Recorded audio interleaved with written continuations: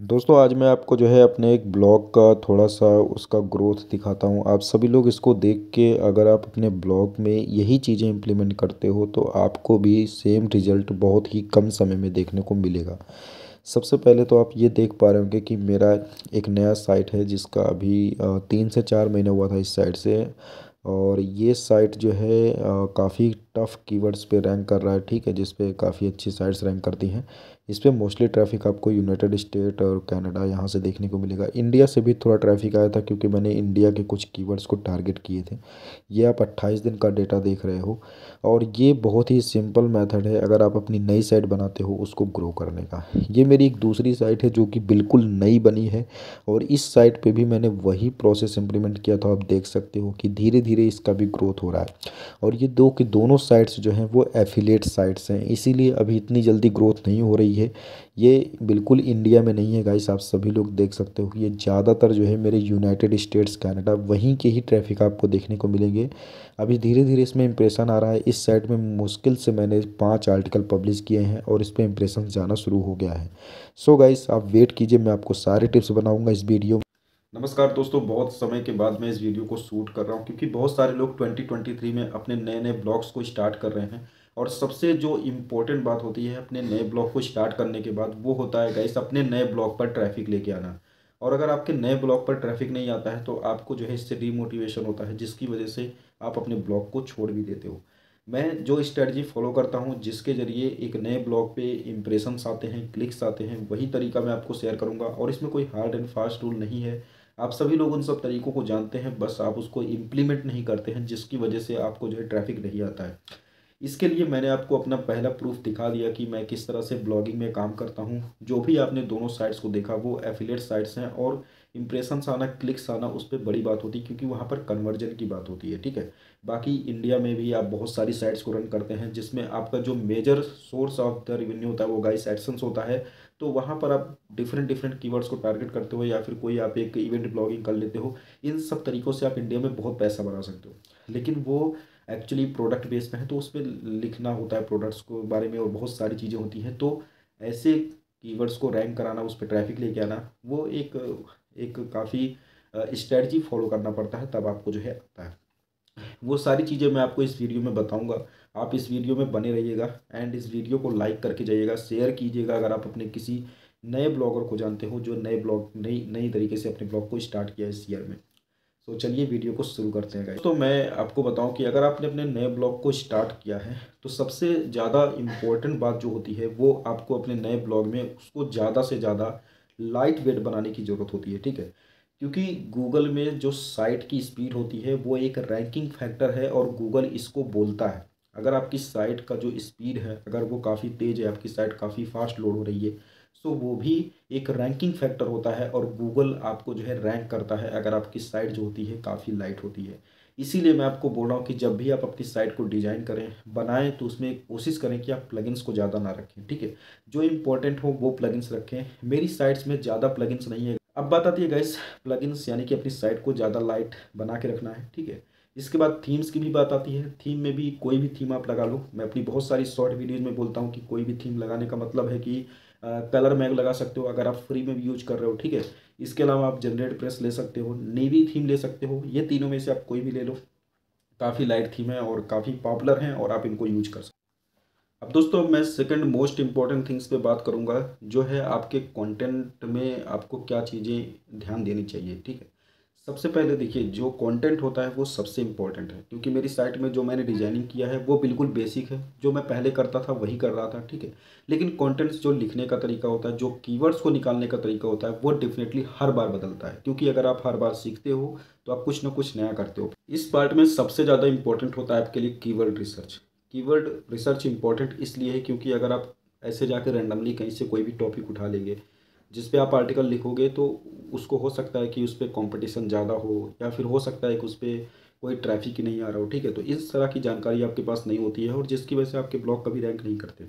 इसीलिए आप जाके कोई एसईओ टूल का यूज करें, जैसे आप सेमरस यूज करते हो तो आप ग्रुप से बाई कर लो कहीं से, ठीक है, वहाँ से आपको सस्ता मिलेगा। उसके बाद आप वहाँ से कीवर्ड्स निकालो। सेमरस से आप कीवर्ड्स कैसे निकाल सकते हो वो गाइस मैंने उसके ऊपर एक फुल ट्यूटोरियल बना दिया है, उसका वीडियो मैंने बनाया है। अगर आप वो वीडियो देख के कीवर्ड्स निकालते हो तो आप 100% रैंक करोगे, क्योंकि मैं वही तरीका फॉलो करता हूँ और मैंने वही सबको बताया है, ठीक है। उसको आप जाके देखिए और उसके बाद अगर आप कीवर्ड निकालते हो तो आपके पास परफेक्ट कीवर्ड होंगे, फिर वो चाहे बिगिनर हो, चाहे मीडियम ब्लॉगर हो, एडवांस ब्लॉगर हो, सबके लिए वो परफेक्ट रिसर्च मैंने बताया है, ठीक है। अब दोस्तों यहाँ पर कीवर्ड रिसर्च इसलिए भी इम्पोर्टेंट होता है क्योंकि आप रैंडमली गूगल पे जाओगे, आप कोई क्वेश्चन करोगे और आप उसके ऊपर आर्टिकल लिखना शुरू करोगे तो ऐसे काम नहीं बनेगा। तो आपको, क्योंकि एक्चुअली क्या है, बहुत सारे लोग गूगल ट्रेंड्स का यूज करते हैं, कहीं भी जाके कोई भी कंटेंट उठाते हैं। गूगल ट्रेंड्स में जो भी डेटा आता है, गूगल ट्रेंड्स में जो भी कंटेंट है, उसको अगर आप लिखोगे तो उसमें आप रैंक नहीं करोगे, क्योंकि आपकी अथॉरिटी ही उस लेवल की नहीं है। वहाँ पर न्यूज़ साइट्स होती हैं या फिर काफ़ी पॉपुलर साइट्स होती हैं जो वहाँ पर रैंक करती हैं, ठीक है। इसलिए अगर आप इस तरह का, अगर आप कंटेंट पब्लिश करना चाहते हो तो आपको पहले से ही ज़्यादा अथॉरिटी होना पड़ेगा उस निश में भी, और इसके अलावा आपकी काफ़ी रीच होनी चाहिए। मतलब अल्टीमेटली आपकी अथॉरिटी अच्छी होनी चाहिए, तब गूगल आपको उसमें रैंक करता है। लेकिन आपने नई साइट स्टार्ट की है या फिर अगर आप मीडियम ब्लॉगर्स हैं तो आप एसईओ टूल्स का यूज करें और वहाँ से आप कीवर्ड्स को निकालें और उन कीवर्ड्स पे आप आर्टिकल लिखें जो कि वेरी इजी या फिर इजी में आते हैं। आप उससे जो है अपनी साइट पर इंप्रेशन एंड देन आप क्लिक्स लेके आ सकते हो। सो यही एक तरीका होता है जिसको आपको फॉलो करना है। सो यहाँ पर दूसरा पॉइंट था गाइस कीवर्ड रिसर्च का, जो कि मैंने ऑलरेडी बता दिया है। उस ट्यूटोरियल को आपको ज़रूर जाके देखना है, ठीक है। अब बात आती है दोस्तों तीसरे पार्ट की, जो कि है कंटेंट को लिखने के बारे में। देखिए, जब भी मैं कंटेंट लिखता हूँ, मैं आपको बता दूँ दोस्तों कि मेरी दो के दोनों साइड्स पर कंटेंट जो है वो आर्टिफिशियल इंटेलिजेंस यानी कि एआई के ज़रिए लिखे गए हैं, ठीक है। एक्चुअली क्या होता है कि प्रोडक्ट रिव्यूज होता है या फिर कभी ब्लॉग्स को लिखना होता है प्रोडक्ट के बारे में, तो इतना ज़्यादा डेप्थ नॉलेज मुझे भी नहीं होता है, ठीक है। अभी मैं आपको थोड़ा सा अपना सीक्रेट बता रहा हूँ, आप लोग समझोगे कि मैं क्या कर रहा हूँ।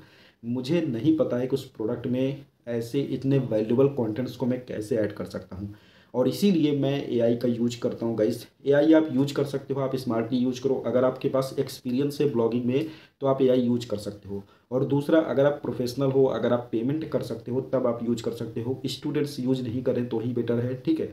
या फिर जिनकी कोई इनकम नहीं है वो ना यूज करें, क्योंकि ये ऐसा नहीं है कि आप अगर एआई यूज करोगे तो आपको तुरंत रिजल्ट आएगा और तुरंत आपके पैसे बनेंगे, ठीक है। इसलिए आप मत यूज करो। जो प्रोफेशनल है, जो पैसा पे कर सकते हैं 4-5 हज़ार रुपये, वो लोग जरूर यूज कर सकते हैं। और इसमें भी सिर्फ मैं दो एआई को रिकमेंड करता हूँ। एक है गाइस jasper.ai और दूसरा है एनीवर्ड, ठीक है। मैंने एनीवर्ड और जैस्पर दोनों को यूज किया है, और एनीवर्ड से भी मैं बहुत सारे आर्टिकल लिखता हूँ, जैस्पर से भी लिखता हूँ। जैस्पर मैंने बहुत सारे लोगों को रिकमेंड किया है और बहुत सारे लोगों का मेरे पास पॉजिटिव रिव्यूज है।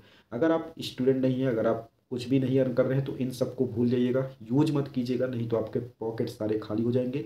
और अगर आप यूज करना चाहते हैं तो आप अगर आप जॉब कर रहे हैं या फिर अगर आपकी अर्निंग है तो आप जैस्पर की तरफ जा सकते हैं, क्योंकि एनीवर्ड उससे ज़्यादा महंगा है, ठीक है। और जैस्पर अभी काफ़ी पॉपुलर है, उसको आप यूज कर सकते हैं। उसका लिंक मैं डिस्क्रिप्शन में दे दूंगा, आप सभी लोग वहाँ से जाके यूज कर सकते हैं। उससे मुझे थोड़ा सा एफिलिएट कमीशन जनरेट होता है गाइस। अब बात करते हैं दोस्तों कि मैं अपने बारे में बोल रहा हूँ, मैं आपको ट्रस्ट के साथ बोल सकता हूँ कि मेरे कोई भी आर्टिकल मैंने नहीं लिखे हैं, क्योंकि जो प्रोडक्ट्स मैंने चूज किए हैं गाइस, उन प्रोडक्ट्स के बारे में मुझे भी ज़्यादा नॉलेज नहीं है, ठीक है। बस मैं जो करता हूँ वो मैं आपको आगे बताता हूँ। पर जब कंटेंट लिखने की बात आती है, सबसे ज़्यादा इंपॉर्टेंट पार्ट जो होता है वो होता है आपको कंटेंट के लिए आइडियाज़, कंटेंट के लिए हेडिंग्स, सब हेडिंग्स को निकालना, ठीक है। आपके आउटलाइंस को निकालना। यहाँ पर आपको जो एआई जो होता है मदद करता है कि प्रॉपर इंट्रोडक्शन लिखने में, एक अच्छा हेडिंग बनाने में, ठीक है। लेकिन जब बात आती है आउटलाइंस की तो वो सबसे इम्पोर्टेंट होता है, और इसीलिए आउटलाइन को निकालना बहुत इंपॉर्टेंट है।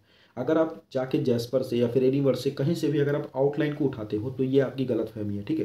क्योंकि वहाँ से अगर आप उठाओगे तो हो सकता है कि आपके ब्लॉग ना रैंक करें, ठीक है। क्योंकि कई बार होता है दोस्तों, एक आर्टिफिशियल इंटेलिजेंस है, उसके पास इतना सारा डेटा नहीं है कि वो लाइव बता सकता है कि हाँ अभी इस प्रोडक्ट में या फिर इस चीज़ में ये चेंज हुआ है या फिर कस्टमर इस चीज़ को पूछ रहा है, ठीक है।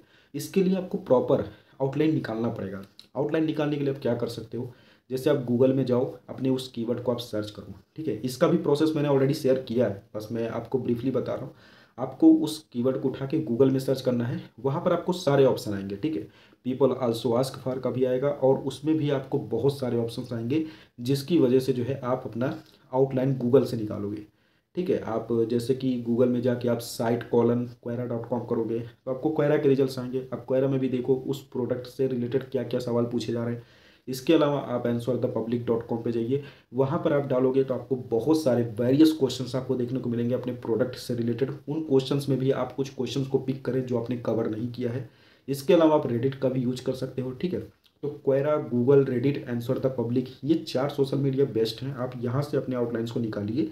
इसके अलावा आप जैस्पर के भी आउटलाइंस को कंसीडर कीजिए, जो आपको सही लगता है उसको आप कंसीडर कीजिए। और उसके बाद जब आपके आउटलाइंस डिजाइन हो जाए, आपके आउटलाइंस बन जाए, फिर आप उनको देखिए कि आपको किसको लिखना है, किसको नहीं लिखना है, या फिर जो भी आपको अगर उसमें और भी छांटना है तो आप और भी पॉइंट्स को हटा के कुछ और भी पॉइंट्स को ऐड कर सकते हो, ठीक है। तो अगर आपने एक प्रॉपर आउटलाइन निकाला, आउटलाइन में आपको रिसर्च करना चाहिए, ठीक है। ऐसा नहीं कि आपने अगर जैस्पर उठा लिया तो आप पूरा का पूरा जैस्पर से ही लिखने जा रहे हो, ठीक है, ऐसा नहीं होता है। आपको जो है प्रॉपर रिसर्च करना चाहिए आउटलाइन के बारे में। इसलिए मैं आपको जो है बोलता हूँ कि जैस्पर के ऊपर 100% आपको डिपेंडेंट होने की ज़रूरत नहीं है, ठीक है। सो अगर आपने इस तरह से रिसर्च किया तो आपके पास एक बहुत ही अच्छा कंटेंट होगा जिसको आप रैंक कर सकते हो, क्योंकि आपने सबसे इम्पॉर्टेंट पार्ट ख़त्म किया है, वो है कीवर्ड रिसर्च का। अगर आपने एक ऐसा कीवर्ड निकाला है जिस पे कंपटीशन कम है और आपने अच्छा आर्टिकल लिखा है तो गूगल आपको ही रैंक करेगा, क्योंकि उसके पास उसमें कंटेंट नहीं है। सो ये एक स्ट्रेटजी है जो मैं फॉलो करता हूँ गाइस। अभी इसके बाद एक स्ट्रेटजी और होती है, वो होती है आपका एसईओ करना अपने कंटेंट पे, ठीक है। एसईओ एंड इसके बाद एक पार्ट और है, मैं अभी 2 पार्ट डिस्कस करूँगा, तो आप सभी लोग उसको जरूर सुने, उसके बाद अपने ब्लॉग को आप कंटिन्यू करें। देखिए, जो मैं चौथा पार्ट डिस्कस करने जा रहा हूँ गाइस, वो है एसईओ का। आपको अपने ब्लॉग पे एसईओ के पर्पस से काफ़ी ध्यान देना होता है, इंटरनल लिंकिंग्स का और उसके बाद उसको एक्सटर्नल लिंकिंग्स का, ठीक है। यानी कि on page SEO end of page. On page का मतलब जो आप अपने कंटेंट में, आप जो आपके कंट्रोल में है कुल मिला के, ठीक है, वो ऑन पेज होता है। अब ऑन पेज में आपको इमेजेस ज़रूर ऐड करना है। इसके अलावा आप यूट्यूब के वीडियोज़ भी डाल दो, क्योंकि अगर उससे रिलेटेड यूट्यूब के वीडियोज़ हैं तो आप डाल सकते हो, वहाँ पर कोई प्रॉब्लम नहीं आने वाला है, ठीक है। अब बात आती है आपके जो कीवर्ड्स होते हैं, वो आपके हेडिंग में ज़रूर होने चाहिए, सब हेडिंग में, हेडिंग 2 में भी आने चाहिए आपके कीवर्ड्स। इसके अलावा आप एलएसआई कीवर्ड्स को भी यूज करें, जो लैटिन सिमेटिक, उससे मिलते जुलते कीवर्ड्स, जिसको आप सेम रस में जब देखते हो तो वहाँ पर लिखा होता है रिलेटेड कीवर्ड्स, ठीक है। तो रिलेटेड कीवर्ड्स का भी काफ़ी योगदान होता है आपके ब्लॉग्स को रैंक करने में। सो उन कीवर्ड्स को भी आपको यूज करना है अपने ब्लॉग्स में। अब इंटरनल लिंकिंग करना है, प्रॉपर इंटरनल लिंकिंग। ऐसा नहीं कि आप कहीं से कोई ब्लॉग अपने ब्लॉग में रैंक कर दे रहे हो, ठीक है। ऐसा नहीं, जैसे मान लो कि आपने कहा कि पर्सनल लोन लेना है मुझे, तो बैंक लोन आपने एक कैटेगरी बनाया, आपने ऐप लोन बनाया, ठीक है। अब आप लिखोगे गूगल पे से लोन कैसे लें, तो ये एक ऐप है ना। अगर आपने दोबारा कोई क्वेश्चन लिखा कि फ़ोन पे से लोन कैसे लें, तो इन दोनों को आप इंटरनल लिंक कर सकते हो। लेकिन आप लिख रहे हो HDFC से लोन कैसे लें, या फिर आप लिख रहे हो कि ICICI बैंक से कैसे लोन लें, तो आप इसको एक साथ रखो और फ़ोन पे गूगल पे को एक साथ रखो। ऐसा नहीं कि आप गूगल पे के साथ HDFC को रख दो, ऐसा नहीं। इससे होगा कि आपका प्रॉपर इंटरनल लिंकिंग बना रहेगा। जब आप सेम तरह की आप कैटेगरीज के कंटेंट्स को इंटरनल लिंक करते हो तो आपको ज़्यादा बेटर होता है, ठीक है। सो इंटरनल लिंकिंग बहुत इंपॉर्टेंट है, ऑन पेज एसईओ करना बहुत ज़रूरी है। आप उसको बिल्कुल ग्रीन कीजिए, या फिर आप रैंक मैथ यूज कर रहे हो तो उसका स्कोर 85+ लेके जाइए, 90+ लेके जा सकते हैं बहुत सारे लोग, बट 85 भी लेके जाइए तब भी ठीक है। मैं योस्ट एसईओ भी यूज करता हूँ। मेरे दोनों साइड में योस्ट ही है, ठीक है। मैं पहले रैंक मैथ पे था बट मैंने लीव कर दिया था, मैं योस्ट पे हूँ, और योस्ट पे मैं ग्रीन कर देता हूँ। उस पर आसान भी है। सो आप सभी लोग कोई भी एसईओ प्लगइन यूज करो, आप सभी लोग उसको परफेक्टली ग्रीन करो, कोई इसमें गलतियाँ ना रहे, तब जाके आपके ब्लॉग्स रैंक करेंगे, ठीक है। आपको ऑन पेज एसईओ पे फोकस करना है गाइस। इसके लिए बहुत ट्यूटोरियल देखने की कोई ज़रूरत नहीं, आपको इतना सारा आइडिया हो ही चुका है कि मेटा डिस्क्रिप्शन आपको लगाना है, स्लग रखना है, आपको अपना फोकस की फ्रेज रखना है, ठीक है। इसके अलावा आपको देखना है कि आपका कीवर्ड स्टफिंग नहीं हो रहा है, मतलब ज़्यादा से ज़्यादा कीवर्ड्स आपके कंटेंट में ऐड नहीं हो रहे हैं। इन सब चीज़ों को आपको ख्याल रखना पड़ेगा। अब बात आती है दोस्तों 5वें स्टेप्स में, जिसको मैं ऑफ पेज के लिए ही कवर करूँगा। यानी कि आपने अपने ब्लॉग के लिए कीवर्ड निकाला, उसके ऊपर आपने आर्टिकल लिखा और आपने उसको एसईओ किया, ऑन पेज एसईओ किया। अब मैं बात करता हूँ कि अपने ब्लॉग को आपको जो है शेयर कैसे करना है, ठीक है। देखिए, जो बहुत सारे मिनी माइक्रो नीचे से स्टार्ट होते हैं बहुत सारे लोगों के, उनको ज़्यादा शेयर करने की ज़रूरत नहीं पड़ती है, वो लोग रैंक कर लेते हैं। लेकिन मैं एक्चुअली एक टॉपिक के ऊपर पूरा साइट बनाता हूँ, तो उसके लिए मैं अपना सोशल मीडिया का भी पूरा अरेंजमेंट करके रखता हूँ, ठीक है। मेरे अकाउंट्स जो होते हैं क्वेरा पर होते हैं, पिंटरेस्ट पे ज़रूर होते हैं। इसके अलावा मेरे आर्टिकल्स जो होते हैं वो ट्विटर पे भी शेयर किए जाते हैं, ठीक है। और अभी मैं बात करूँगा कि दोस्तों की मैंने पोस्टिंग कहाँ कहाँ करता हूँ, तो मैं लिंक्डइन पे भी अभी आप पब्लिक पोस्ट कर सकते हो, वहाँ पर भी आप बहुत सारे पोस्ट आप डाल सकते हो, जो भी आपने लिखा है उसी को कॉपी पेस्ट करके मार दो। इसके बाद आप सभी लोग medium.com पे भी जाके अपने पोस्ट को डाल सकते हो और वहाँ पर लिख सकते हो कि फॉर मोर इन्फॉर्मेशन, आप अपना लिंक दे दो उस पर्टिकुलर जो भी आपने आर्टिकल लिखा है। इससे आपको एक लिंक मिलेगा मीडियम से भी, लिंक्डइन से भी मिलेगा। इसके अलावा एक साइट और है vocal.media, वहाँ से भी आप अपने अपने आप को लिंक दे सकते हो। एक्चुअली vocal.media एक अच्छी साइट है, अगर आप वहाँ पे ब्लॉग लिखते हो, अगर वो रैंक करता है तो 1000 पेज व्यूज पे वो लोग आपको $3 भी देते हैं, ठीक है। तो vocal.media को आपको जरूर यूज करना है, आपको लिंक भी मिलेगा और आप अपने साइट का भी रैंकिंग बढ़ाते रहोगे, ठीक है। सो ये होता है मेरी स्ट्रेटजी। लेकिन यहाँ पर मैं आपको बोलूँगा कि आप क्वेरा पर क्वेश्चनिंग आंसरिंग जरूर करें, वहाँ से आपको अच्छा रिजल्ट आएगा। इसके लिए आप चैट जीपीटी का भी यूज कर सकते हैं, ज़्यादा दिमाग लगाने की ज़रूरत नहीं है आपको, ठीक है। आप क्वेरा के लिए चैट जीपीटी भी यूज करो, बस अपना लिंक दे दो, ठीक है, आपको दिक्कत नहीं आएगा। इसके बाद आप पिंटरेस्ट पे भी पिन्स को जरूर बनाओ गाइस। पिंटरेस्ट बहुत ज़्यादा पॉपुलर है, अगर आप उस पर इमेजेस डालते हो तो बहुत बड़ा इमेज सर्च इंजन है, उस पर आपको अच्छा रिजल्ट आएगा और उस पर आपको ज़्यादा से ज़्यादा यूनाइटेड स्टेट का ही ट्रैफिक आएगा, क्योंकि वहाँ पर वो ज़्यादा पॉपुलर है, ठीक है। सो आपको पिंटरेस्ट पे भी काम करना है, क्वेरा पे काम करना है, ट्विटर पे आप डाल सकते हो, लिंक डाल सकते हो, क्योंकि वहाँ पर इंडेक्सिंग का फ़ायदा होता है, ठीक है। इसके बारे में मैंने पहले भी डिस्कस किया था आप सभी लोगों से। अगर आप मेरी वीडियोज़ को रेगुलर फॉलो करते हैं तो मैं जो चीज़ें बोलता हूँ वो लिंक्ड होती हैं एक दूसरे से। सो दोस्तों, ये मेरी एक स्ट्रेटजी होती है जो बिल्कुल नए ब्लॉग के लिए होती है, ठीक है। और आप सभी लोग अगर इस स्ट्रेटजी को फॉलो करते हो और अगर आपको रिजल्ट नहीं आता है तो मैं आप सभी लोगों को बोलूँगा कि आपने बिल्कुल इसको फॉलो नहीं किया है। इसमें जो सबसे ज़्यादा बड़ी गलती होती है, अगर आप इस स्ट्रेटजी को फॉलो करके भी रिजल्ट नहीं पाते हो, वो होता है आपका जो है कीवर्ड रिसर्च बढ़िया नहीं हुआ है, आपने सही कीवर्ड नहीं निकाला है, जिसकी वजह से आपको इंप्रेशंस और क्लिक्स नहीं आ रहे हैं। ज़्यादा फोकस आप कीवर्ड रिसर्च पे करो और ज़्यादा से ज़्यादा फोकस करो कंटेंट लिखने के ऊपर, ठीक है। मुझे अभी इमीडिएट सोशल मीडिया से ट्रैफिक नहीं आता, मैं ले सकता हूँ बट मैं इतना ट्रैफिक नहीं लेता हूँ, मैं ऑर्गेनिक रिजल्ट्स ले रहा हूँ। आप जो डेटा देख रहे थे वो डेटा मेरे सर्च रिजल्ट्स का था और सर्च रिजल्ट्स का डेटा ऑर्गेनिक होता है। सो वहाँ पर आपको देखने को मिला कि इंप्रेशंस क्लिक्स मैं बिल्कुल नई साइट पे भी लेना शुरू कर देता हूँ और उसकी स्ट्रेटजी यही होती है। अगर आप इसको बहुत सही से फॉलो करते हो, अगर आप कीवर्ड सही से निकाल लेते हो, मैं आपको 100% बता रहा हूँ कि अगले 3 से 6 महीने में आप एक पैसा कमाने वाली साइट को बना सकते हो और आप भी अपनी ऑनलाइन अर्निंग को स्टार्ट कर सकते हो।